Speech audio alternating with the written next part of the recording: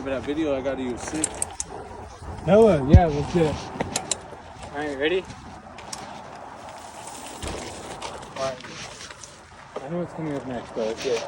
Go. I don't know, but I don't care because I like it. I don't give a shit.